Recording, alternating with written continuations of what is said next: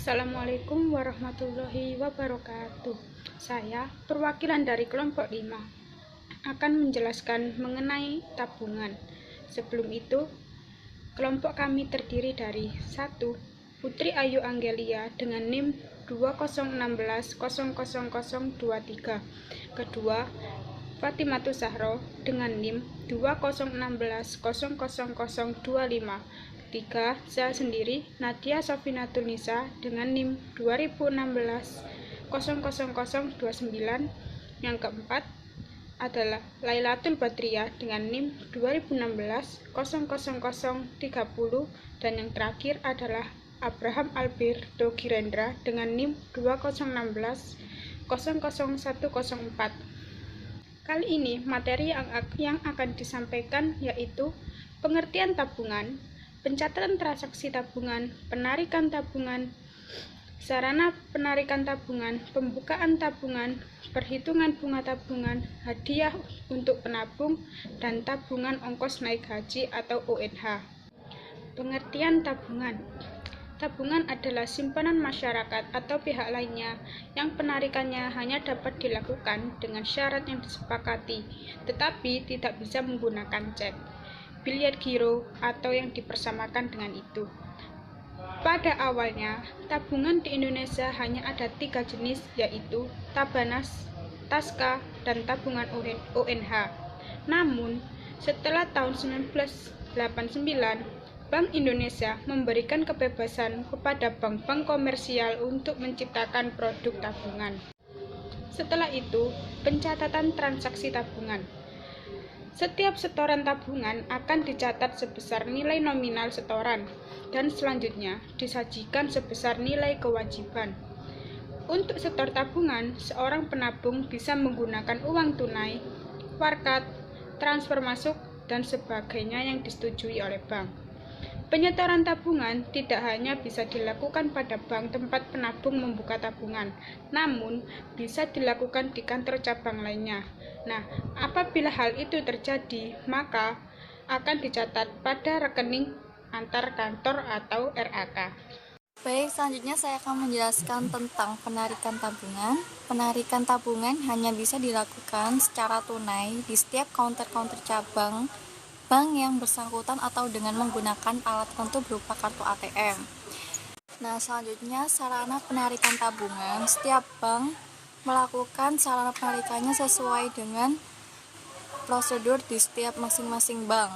Yang diantaranya ada ATM. ATM itu seperti kartu, di mana kartu itu bisa dilakukan di counter-counter bank untuk penarikannya. Ada slip gaji, biasanya itu langsung ke banknya untuk mengisi nama, tanda tangan, nomor telepon, dan sebagainya. Ada media lain yang disebut bank atau from transfer, biasanya penarikannya secara tunai di bagian teller bank. Tabungan. Yang pertama, mempersiapkan persyaratan yang secara umum untuk administrasi pendaftaran nasabah. Pendaftaran nasabah biasanya hanya menggunakan KTP.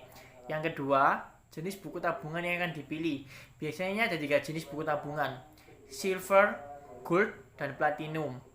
Formulir tanda setoran untuk setoran awal syarat pembukaan tabungan. Yang keempat, pembuatan PIN untuk cash card. Dan yang terakhir, mendapatkan buku tabungan. Bunga tabungan. Perhitungan bunga tabungan bisa dilakukan secara harian atau bulanan dan didasarkan pada saldo terendah, suku bunga tetap atau berubah, atau campuran. Ilustrasi dan perhitungan bunga. Ilustrasi dan perhitungan bunga dibagi dengan 3 cara. Cara yang pertama diperhitungkan dengan lamanya saldo mengendap dengan tingkat suku bunga yang berubah-ubah. Yang kedua diperhitungkan dengan lamanya saldo mengendap dengan suku bunga yang tetap. Dan yang ketiga perhitungan bunga berdasarkan saldo yang terendah.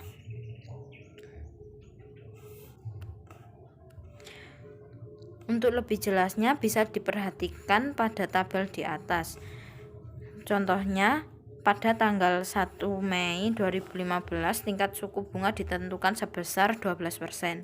15 Mei 2015 tingkat suku bunga ditentukan sebesar 14%, 20 Mei 2015 ditentukan dengan tingkat suku bunga sebesar 15%, dan 25 Mei ditentukan tingkat suku bunga sebesar 11%. Maka dilihat dari tabel di atas, perhitungan bunganya menggunakan lama saldo mengendap dengan tingkat suku bunga yang berubah-ubah. Karena pada satu periode bulan Mei, tingkat bunga tersebut berubah-ubah. Lalu, untuk menentukan bunga yang diperoleh Mas Rangga pada bulan Mei 2015, maka perhitungan bunganya tanggal 1 Mei sampai 5 Mei 2015, berarti itu kan ada 4 hari. Untuk menghitung lamanya saldo mengendap, contohnya dari 1 Mei sampai 5 Mei, berarti yang dihitung 1 Mei sampai 4 Mei, dan tanggal 5 Mei tidak diperhitungkan, jadi ada 4 hari. Untuk menghitungnya 4/360 dikali 15.940 itu dari saldo Mas Rangga berdasarkan tanggal 1 Mei hingga 5 Mei dikali 12% dengan tingkat suku bunga yang telah ditentukan. Maka jumlah bunga yang diperoleh oleh Mas Rangga sebesar 21.253,33. Sedangkan pada tanggal 5 Mei hingga 10 Mei, maka perhitungannya untuk lama saldo mengendap dihitung dari tanggal 5 hingga tanggal 9, dan tanggal 10 Mei tidak diperhitungkan. Ya. Pada akhir periode, saldo tersebut diakumulasikan dan menjadi 156.979,43. Untuk pencatatan bunga dilakukan pada akhir periode. Untuk pencatatan bunga maka dilakukan penjurnalan, dan penjurnalannya sebagai berikut. Biaya bunga pada tabungan prima sebesar 156.979,43. Untuk pencatatan pajak dikenakan sebesar 15% dari akumulasi bunga pada bulan Mei. Maka penjurnalannya tabungan prima pada hutang PPh sebesar 23.546,92.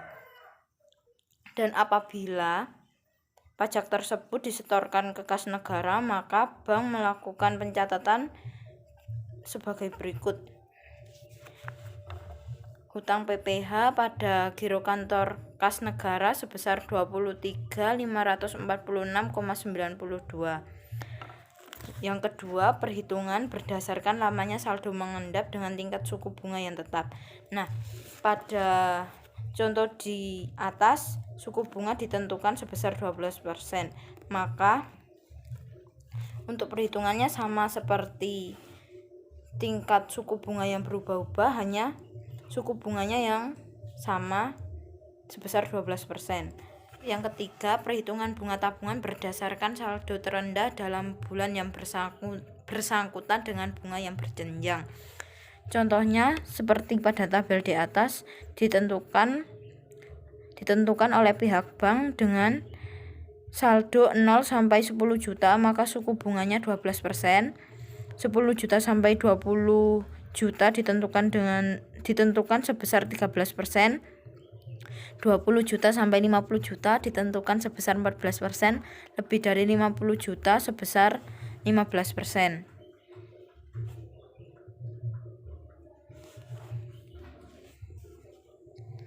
Yang ketiga, perhitungan bunga tabungan berdasarkan saldo terendah, berarti perhitungannya ditentukan oleh saldo terendah dalam bulan yang bersangkutan. Untuk perhitungannya sendiri, maka 31/360 dikali saldo terendah dikali bunga yang telah ditentukan sesuai dengan jenjang saldo tersebut. Hadiah untuk penabung. Bank sering menyelenggarakan tabungan berhadiah. Hadiah yang diberikan ini dalam pandangan akuntansi dicatat sebagai biaya. Biaya ini umumnya diperhitungkan proporsional dengan kemampuan suatu cabang dalam menghimpun dana melalui tabungan. Itu tercermin dari posisi saldo tabungan di neraca cabang. Dengan demikian, semakin besar suatu cabang menghimpun dana tabungan, maka semakin besar porsi biaya hadiahnya. Sebaliknya, semakin kecil saldo tabungan di neraca cabang, maka semakin kecil kontribusi untuk menanggung biaya hadiah. Ongkos naik haji. Tabungan ongkos naik haji diselenggarakan oleh bank konvensional maupun bank syariah. Pada bank konvensional, tabungan ongkos naik haji tidak diberikan bunga. Namun, jasa tabungan diberikan dalam bentuk lain, misalnya bingkisan tertentu, pada setiap bulan selama saldo tabungan masih mengendap. Dan pada bank syariah, tabungan ongkos naik haji mendapatkan bagi hasil. Biaya untuk membeli souvenir tertentu dibukukan sebagai biaya promosi. Presentasi dari kelompok 5, semoga apa yang kita sampaikan bisa bermanfaat, dan kami mohon maaf jika ada salah-salah kata dalam penyampaian materi. Sekian, wassalamualaikum warahmatullahi wabarakatuh.